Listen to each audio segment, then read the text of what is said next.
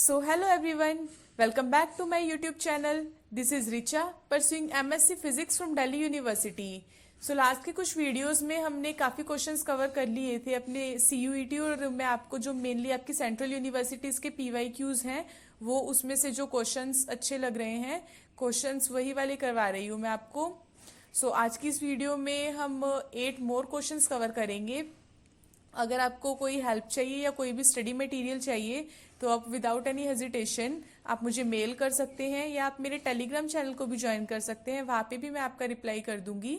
और जो अगर आपको कोई स्टडी मटेरियल चाहिए वो भी आपको मेरे टेलीग्राम चैनल पे आराम से मिल जाएगा.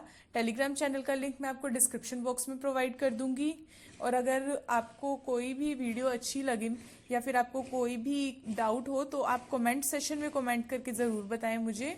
और अगर आपको वीडियो अच्छी लगे तो प्लीज़ लाइक ज़रूर करें और चैनल को सब्सक्राइब करें अगर आपको फर्दर मोर वीडियोस चाहिए. So without delaying the video let's get started. So first question में क्या गिवन है, हमें एक इलेक्ट्रिक फील्ड गिवन है स्पेरिकल डिस्ट्रीब्यूशन ऑफ चार्ज की वजह से, जहाँ पे हमारा ये ई नोट है ये एक कांस्टेंट है और जो हमारा अल्फा है वो भी एक कांस्टेंट है. क्वेश्चन में गिवन है ये. और जो हमारा आर है वो radial distance from centre of sphere को डिनोट कर रहा है. हमें क्या निकालना है, corresponding charge density would be minimum. हमें कंडीशन बतानी है जिसपे हमारी जो चार्ज डेंसिटी है उसकी वैल्यू मिनिमम हो. पहले आप ये सोचो कि अगर आपको इलेक्ट्रिक फील्ड गिवन है तो आप उससे चार्ज डेंसिटी कैसे निकालोगे. उसके लिए एक फॉर्मूला लगाओगे आप. आपको पता है ना ये वाला del dot E equals to curl by epsilon naught, where जो हमारा ये है कर्ल ये हमारा चार्ज डेंसिटी होता है. तो इससे आप निकाल लो. पहले उससे क्या निकालोगे आप, del dot E. Del dot E क्या होता है हमारा, कोई जैसे अगर ए एक कांस्टेंट वेक्टर है, कोई भी एक वेक्टर लगा लो आप, तो हमारा जो है डेल डॉट ए का फॉर्मूला क्या होता है 1/r². वेक्टर लगा लो इसको ना, इनको हमेशा वेक्टर से डिनोट करके चलो. 1/r² del del are r² a r plus 1/r sine theta del del theta, sorry यहाँ पे आएगा आपका sine theta a theta plus 1/r sine theta del del phi a phi. आपका ये फॉर्मूला गिवन होता है. अगर हमें मतलब गिवन होता है ऐसे मतलब ये है कि आपका ये फॉर्मूला होता है ये आपका डेल डॉट ई निकालने के लिए स्पेरिकल कोऑर्डिनेट्स में. सिलेंड्रिकल कोऑर्डिनेट्स में दूसरा होता है. तो फिर इधर से आप डेल डॉट ई निकाल लोगे. हमारा यहाँ पे वेक्टर क्या है, ई है वेक्टर. तो आप लगाओ 1/r² del del are r². E R यहाँ पे है, ये ई आर है हमारा आर कैप के जो इधर है. Then this is 1 minus 3 e की power minus alpha are divided by r². और जो हमारा ई थीटा है, ई थीटा 0 है बिकॉज थीटा कैप के फॉर्म में कुछ नहीं गिवन है हमें. एंड ई फाई भी 0 है बिकॉज फाई कैप की फॉर्म में भी कुछ नहीं गिवन है यहाँ पे. देन आप इसको कैलकुलेट करो. पहले r² से r² कट हो गया. 1/r² del del R E naught 1 minus 3 e की power minus alpha R. E naught हमारा कांस्टेंट है तो वो बाहर आ जाएगा. Del del R 1 minus 3 e की power minus alpha R. E naught divided by r². r² तो देखो जो हमारा ये वाला है ना इसको आप डिफ्रेंशिएट करो r के रिस्पेक्ट में. 1 को करोगे 0 और ये 3 माइनस अल्फा e की पावर माइनस अल्फा आर. तो हमारा जो डेल डॉट ई आ गया है ना, ये आ गया हमारा 3 अल्फा ई नोट ई की power minus alpha are divided by r². तो हमारा जो कर्ल आएगा वो क्या आ जाएगा, एप्सिलॉन नोट को वहां ले जाओगे और डेल डॉट ई से मल्टीप्लाई कर दोगे. तो आप लिखोगे charge density is equals to epsilon naught 3 alpha e naught ई की power minus alpha are divided by r². हमें निकालनी है चार्ज डेंसिटी के मिनिमम होने की कंडीशन. किसी की मिनिमम या मैक्सिमम की कंडीशन हम जब देखते हैं जब उसको विद रिस्पेक्ट टू हम जो यहाँ पे जैसे इसमें हम with respect to R differentiate करेंगे उसको और 0 के इक्वल पुट कर देंगे, डेल आर इक्वल्स टू 0। तो इसको आप डिफ्रेंशिएट करो, 3 epsilon naught alpha e not, ये तो एज इट इज बाहर आ जाएंगे बिकॉज ये कांस्टेंट है हमारे। डिफ्रेंशिएशन का फॉर्मूला लगा दो आप इस पे, ये एज इट इज इसका डिफ्रेंशिएशन माइनस ये एज इट इज इसका डिफ्रेंशिएशन, 0 के इक्वल करा। इधर से आप क्या कॉमन ले लो, जो कॉमन आ रहा है ना कॉमन ले लो, लाइक ई की पावर माइनस अल्फा आर, और आर कॉमन आ रहा है ना यहाँ से, तो 3 epsilon naught alpha e naught r minus e की पावर माइनस अल्फा आर। क्या बचा हमारा अंदर, alpha are plus 2 divided by r की पावर 4 इज इक्वल्स टू 0। आप अब इसको 0 के इक्वल पुट करोगे तो क्या आ गया, alpha are plus 2 is equals to 0। तो हमारी आ गई आर की वैल्यू -2 बाई अल्फा। पर अब हमें ये देखना है आर की वैल्यू हमारी मिनिमम है या मैक्सिमम है, बिकॉज आर की 2 वैल्यू आई ना, इधर से इसको भी 0 के इक्वल पुट करोगे तो आर हमारा 0 भी आ गया।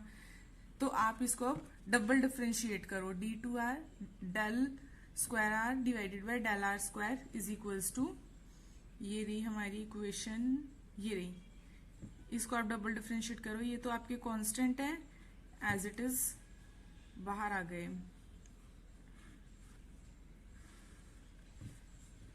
डेल आर आर की क्यूब अल्फा ई की पावर माइनस अल्फा आर, और यहाँ पे आ गया आपका आर प्लस 2 ई की पावर माइनस अल्फा आर। आप इसको डिफ्रेंशिएट करके सॉल्व करके देखो, कैलकुलेशन थोड़ी लंबी होगी पर आप खुद करके देखना। अगर मैं करवाऊंगी तो सारी कैलकुलेशन का कोई फायदा नहीं होगा, कैलकुलेशन बहुत इजी है, खुद से एक बार ट्राई करना। अगर कोई भी डाउट आए देन आप मुझसे कमेंट सेशन में पूछ लेना। इसको आप डिफ्रेंशिएट करके देखोगे, अगर आपकी वैल्यू पॉजिटिव आ रही है तो मतलब हमारी वो मिनिमम वैल्यू है, और अगर आपकी वैल्यू नेगेटिव आ रही है देन वो वैल्यू हमारी मैक्सिमम है। तो आपका जो आंसर आएगा ना आर की इस वैल्यू पे आएगा, ये वाली वैल्यू हमारी वो मिनिमम निकालना है ना हमें चार्ज डेंसिटी की कंडीशन। देखो क्वेश्चन में पूछा हुआ है मिनिमम की कंडीशन निकालनी है, तो मतलब ये जब आप आर को इसको कंप्लीट डिफरेंशिएट कर दोगे आर की ये वैल्यू रख के, देन आपकी वैल्यू पॉजिटिव आएगी, तो मतलब वो आपकी मिनिमम की कंडीशन है। तो कंडीशन हमारी आ गई ये। सॉल्व जरूर करके देखना, ये मत सोचना कि कैलकुलेशन है इजी है तो मैं ऐसे ही कर लूंगा, देन आप प्लीज जरूर सॉल्व करके देखो इसे। सो सेकंड क्वेश्चन में हमें क्या गिवन है, consider a 2D sheet of metal in thermal equilibrium at room temperature 300 kelvin. इसमें एक 2D शीट गिवन है मेटल की जो थर्मल इक्विलिब्रियम में है एट रूम टेम्परेचर। टेम्परेचर क्या गिवन है हमें 300 kelvin. The sheet resistivity is this, resistivity को हम रो से डिनोट करेंगे 3.55 ओम, और सरफेस चार्ज डेंसिटी कितनी गिवन है 10 की पावर 21 पर metre square. Following Drude theory for the collision of electron in metal.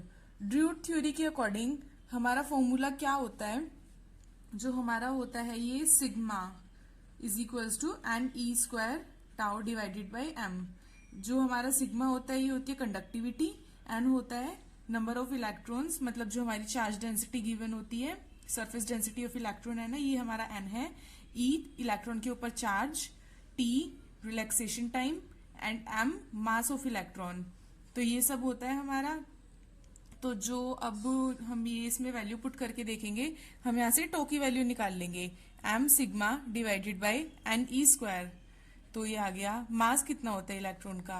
पहले देखो हमें यहाँ पे गिवन क्या है, मास हमें पता होता है इलेक्ट्रॉन का कितना होता है, हमें कंडक्टिविटी नहीं पता, पर आप लोगों को पता है जो हमारी कंडक्टिविटी है वो रेजिस्टिविटी के इनवर्सली प्रोपोर्शनल होती है।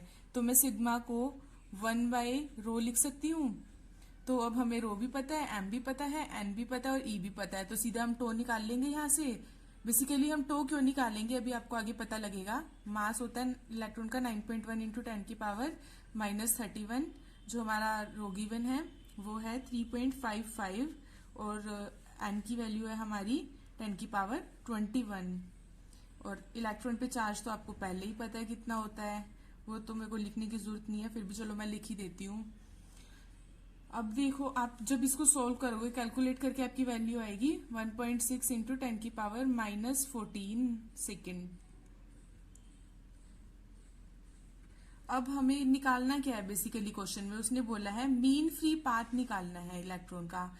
मीन फ्री पाथ कैसे निकालोगे? मीन फ्री पाथ क्या होता है हमारा लैम्डा, वो इक्वल होता है VRMS इंटू टो। VRMS कहाँ से निकालोगे? आपको ऑलरेडी पता ही है, VRMS का फॉर्मूला होता है √3kT/m।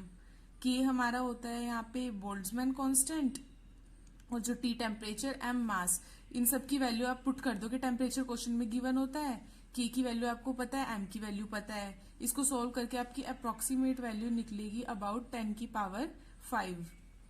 तो फिर आप यहाँ से लैम्डा की वैल्यू निकाल लोगे। VRMS क्या है हमारा 10 की पावर 5, और जो हमारा टो आया है वो कितना आया है 1.6 इंटू 10 की पावर -14। इसको सोल्व करके आपकी वैल्यू आएगी जो 16 एंगस्ट्रॉन के इक्वल आएगी। इसको सोल्व करके देखना, आपकी ये वैल्यू आराम से आ जाएगी। सो गाइज, इसी के साथ हम आते हैं अपनी वीडियो के थर्ड क्वेश्चन पे।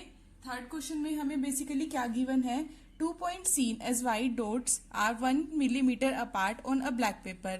दो हमें व्हाइट डॉट्स गिवन है जो है 1 millimeter apart on a white paper. तो मतलब हमारी दोनों डॉट्स के बीच का डिस्टेंस क्या गिवन है 1 मिलीमीटर। इसको हम मान लेते हैं y, और हमारा यहाँ पे y गिवन क्या है 1 millimeter। They are viewed by an eye of pupil having diameter of 3 millimeter। हमें डायामीटर क्या गिवन है 3 millimeter। The maximum distance at which these dots can be resolved by eye।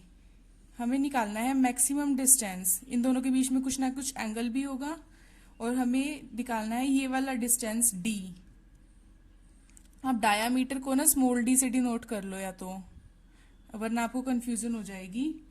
तो हमारा maximum distance at which these dots can be resolve, तो resolution का हमारा formula क्या होता है d थीटा डाल theta is equal to 1.22 lambda by d। हाँ, ये स्मॉल d है डायमीटर वाला हमारा, ठीक है। तो थीटा हमारा क्या है हमारा d थीटा, अगर ये डेल्टा थीटा हमारा स्मॉल है तो फिर आप इसको लिख सकते हैं y बाय d, बिकॉज हमारा जो होता है टेंजेंट थीटा क्या होता है परपेंडिकुलर अपॉन बेस। तो हमारा ये जो परपेंडिकुलर है y है, और जो हमारा बेस है ये d है। तो फिर आप इसको, हमें बेसिकली निकालना क्या है इसमें मैक्सिमम डिस्टेंस, तो मतलब कैपिटल D की वैल्यू हमें निकालनी है। तो यहां से आप कैपिटल D निकाल लोगे y into small d divided by 1.22 lambda. आप वैल्यू पुट कर दो सीधा इसमें, 10 की पावर -3, स्मॉल d क्या है 3 इंटू 10 की पावर -3 डिवाइडेड बाई 1.22 लैम्डा क्या है हमारा क्वेश्चन में गिवन है, देखो 500 नैनोमीटर। 500 इंटू 10 की पावर -9, बिकॉज नैनोमीटर क्या होता है 10 की पावर -9। तो आप इसको जब सोल्व करोगे हमारी d की वैल्यू आ जाएगी 5 मीटर। तो हम 5 मीटर वो डिस्टेंस है at which these dots can be resolve by the eye. देखो, इसमें आपको सिंपल फॉर्मूला पुट करना था, आपको रेजोल्यूशन का फॉर्मूला आना चाहिए। आपने उसको पुट किया, इक्वेशन को यहाँ वहां किया, मतलब उसमें वेरिएबल्स को, आपका सीधा आंसर आ गया। तो फॉर्मूले आप लर्न कर लो, और कमेंट सेशन में मुझे बताओ कि आप फॉर्मूला शीट साथ के साथ मेंटेन कर भी रहे हो या नहीं कर रहे हो। सो फोर्थ क्वेश्चन में हमें बोला हुआ है system of 8 non interacting electron is confined by 3D potential.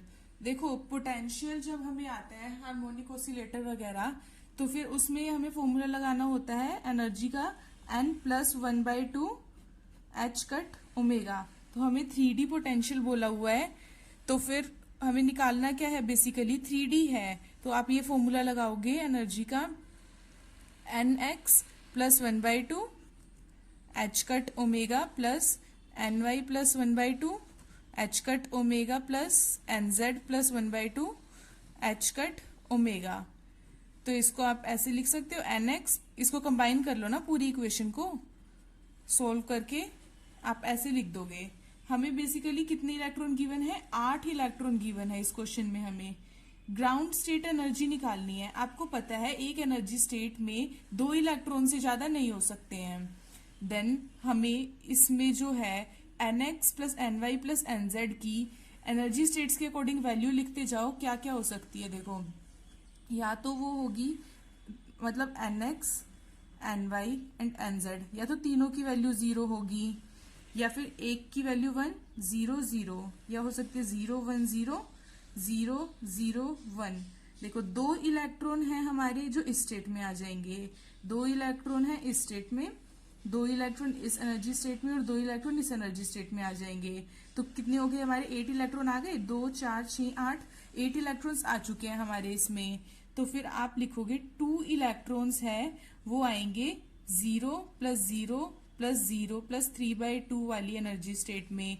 और जो हमारे बाकी के इलेक्ट्रॉन्स हैं, जो ये लगा लो आप 6 के 6 इलेक्ट्रॉन्स बचे हैं ना जो हमारे, वो आ जाएंगे 1 प्लस 3/2 एच कट ओमेगा। आप इसको रख के देख लो, चाहे ऐसे ही लिखा जाएगा, मैंने एक स्टेप कम करके दिखा दिया आपको। चाहे आप इसको रख के देखो, यहाँ पे 0 0 1 या फिर 0 1 0 1 0 0, सबसे वैल्यू तो सेम ही आएगी ना ये वाली। तो आप इसको सोल्व करके सीधा ऐसे भी लिख सकते हो। लास्ट में यही चीज आनी है। बाकी अगर आप 2 2 इलेक्ट्रॉन करके रख के देखना चाह रहे हो इसमें, तो वैसे भी रख के देख सकते हो। तो इसको सोल्व करके आएगी आपकी वैल्यू, क्या बचा यहाँ 3 प्लस 2 3 जा 6, नहीं यहाँ पे 6 इंटू 5/2, 2 3 जा 6, 3 5 जा 15, 15 प्लस 3 18 हमारा आ गया यहाँ पे। ये एच कट ओमेगा भी तो है, 18 एच कट ओमेगा। तो हमारी ग्राउंड स्टेट ऑफ एनर्जी जो सिस्टम है उसकी वैल्यू आ गई हमारी 18 H cut omega. Question number 5 में बोला हुआ है a photon of initial wavelength, हमें इनिशियल वेवलेंथ गिवन है 0.4 angstrom, suffer 2 successive collision with 2 electrons, the deflection in the first collision is 90 degree. तो मतलब जो हमारा θ1 है 90 डिग्री आ गया हमारा, और deflection in the second collision is 60 degree. जो हमारा θ2 है वो हमारा आ गया है 60 डिग्री। हमें क्या निकालना है, फाइनल वेवलेंथ ऑफ फोटोन। तो देखो कॉम्प्टन इफेक्ट लग रहा है इसमें। कॉम्प्टन इफेक्ट में हमारा बेसिकली फॉर्मूला क्या होता है, पहले भी कराया आपने ये कॉम्प्टन इफेक्ट वाला क्वेश्चन। तो ये होता है delta lambda is equals to h by m naught c 1 minus cos phi. तो हमारा जो है, एक बार यहाँ पे फाई की जगह हम θ1 रखेंगे, एक बार फाई की जगह θ2 रखेंगे, बिकॉज फाई हमारा एंगल ही तो गिवन होता है। तो हम एक बार डेल लैम्डा 1 निकालेंगे, लैम्डा सी, बिकॉज ये हमारी वो h बाई एम नोट सी को हम लैम्डा सी लिख सकते हैं, जिसकी वैल्यू होती है हमारी 0.024 एंगस्ट्रॉन में होती है ना वो, 1 माइनस कोस θ1। तो ये आ गया 0.024 1 माइनस कोस 90 डिग्री। कोस 90 की वैल्यू 0 होती है, तो ये आ गया हमारा 0.024 एंगस्ट्रॉन। और हमारी जब डेल लैम्डा 2 निकालेंगे वो आ जाएगी हमारी 1 माइनस कोस θ2, मतलब कोस 60 की वैल्यू। कोस 60 की वैल्यू क्या होती है 1/2, तो ये आ गया 0.024 इंटू 1 माइनस 1/2। इसको सॉल्व करके आपका आया 0.012 एंगस्ट्रॉन। हमें निकालना क्या है, क्वेश्चन में फिर से पढ़ो एक बार, फाइनल वेवलेंथ निकालनी है ना फोटोन की। तो फाइनल वेवलेंथ का फॉर्मूला होगा हमारा lambda of final is equals to lambda of initial plus del lambda 1 plus delta lambda 2। तो हमारी इनिशियल वेवलेंथ है देखो 0.4 गिवन है। आप एक बार ना यूनिट्स भी देख लिया करो कि अगर आप यहाँ पे किसी और यूनिट्स में निकाल रहे हो, यहाँ पे किसी और में गिवन है, तो आपका सारा ही गलत हो जाएगा। इस चीज का भी ध्यान रखना है आपको अपने एग्जाम के अंदर थोड़ा सा। तो लैम्डा इनिशियल 0.4 लिख दी, डेल्टा लैम्डा 1 क्या है 0.024 और डेल्टा लैम्डा 2 क्या है 0.012। तो ये इसको सबको प्लस करके आपकी वैल्यू आ गई 0.436 एंगस्ट्रॉन। तो हमारी फाइनल वेवलेंथ आ गई 0.436 एंगस्ट्रॉन। और एक एंगस्ट्रॉन कितना होता है हमारा 10 की पावर -10 के इक्वल। तो अगर आपको मीटर में लिखना है तो आप ऐसे लिख देना। कई बार ऑप्शन में वो एंगस्ट्रॉन में पूछता है, कई बार मीटर में पूछता है। जिस भी टाइप से आपको ऑप्शन में गिवन होगा आप उसी अकॉर्डिंग कर लेना। ये आपको जो होती है हमारी यूनिट्स, इनका कन्वर्जन करना तो आता ही है। तो यही है बस, हमारा जो आंसर है ये आ चुका है।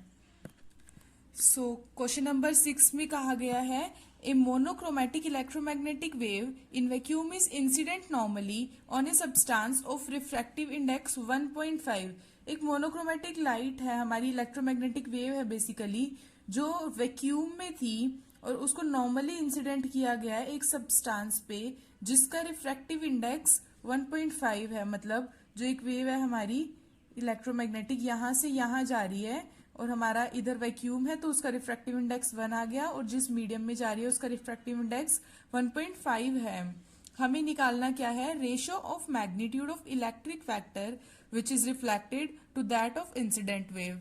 तो हमारी जो होती है, ये लगा लो आप, ई जो रिफ्लेक्टेड होती है और जो हमारी ई इंसिडेंट होती है उसका रेशियो आता है हमारा μ2 माइनस μ1 डिवाइडेड बाय μ2 प्लस μ1। ये तो होती है हमारी रिफ्लेक्शन के केस में। The ratio of magnitude of electric factor which is reflected to that of incident wave. पर अगर इसने रिफ्लेक्शन की जगह ट्रांसमिशन की पूछी होती ना तो हम आती E T divided by e आई, मतलब टी क्या है यहाँ पे, ट्रांसमिशन की, और आई इंसिडेंट ही है। ये आ जाता हमारा 2μ2 डिवाइडेड बाय μ1 प्लस μ2 के इक्वल। पर हमें इस क्वेश्चन में तो ये निकालना है ना, तो फिर हम लिखेंगे e r divided by e i is equals to μ2 क्या है 1.5, μ1 1 है हमारा। तो आपने इसको सोल्व किया, क्या आ गया आपका 0.5 डिवाइडेड बाय 2.5, ये आ गया इसकी रेशियो 1/5। तो ये आंसर हमारा आ चुका है यहाँ पे। क्वेश्चन नंबर 7 क्या बोला है इसने, एक कार्नोट इंजन है जो ऑपरेट करता है दिस एंड दिस टेम्परेचर के बीच में, एफिशिएंसी निकालनी है। एफिशिएंसी का फॉर्मूला होता है हमारा 1 माइनस T2 बाय T1। देखो हमारा जो एक कार्नोट इंजन होता है वहां पे ये होता है एक T1 टेम्परेचर, यहाँ पे होता है T2 टेम्परेचर। जो हमारा टेम्परेचर T1 होता है ना वो हमेशा ग्रेटर होता है टेम्परेचर ऑफ T2 से। यहाँ से हम Q1 अमाउंट ऑफ हीट ये लेते हैं और Q2 भी लेते हैं यहाँ से। ओके, सो बेसिकली हमारा T1 होता है ग्रेटर देन T2। हमारा यहाँ पे टेम्परेचर गिवन है, एक तो है 27 डिग्री सेल्सियस। आपको क्वेश्चंस में हमेशा केल्विन में रखनी है वैल्यू, तो आप इसको केल्विन में कन्वर्ट करोगे तो आ गया हमारा 300 केल्विन। और जो दूसरा टेम्परेचर है हमारा 127 डिग्री सेल्सियस। बेसिकली आप बाद में डिनोट कर लेना T1 T2 को, बिकॉज T1 हमें देखना है बड़ा होना चाहिए, T2 छोटा होना चाहिए। तो इन दोनों में से बड़ा कौन सा है, ये वाला, तो हमारा T1 आएगा ये, और इन दोनों में से छोटा ये है तो हमारा T2 आएगा ये। तो ये आ गया हमारा 400 केल्विन। सीधा आप एफिशिएंसी निकाल दो फॉर्मूले में वैल्यू पुट करके, 1 माइनस 300 डिवाइडेड बाय 400। आपकी वैल्यू आ गई 4 माइनस 3 डिवाइडेड बाय 4, 1/4। सो ये आ गई हमारी, इसको आप 100 से मल्टीप्लाई कर दो।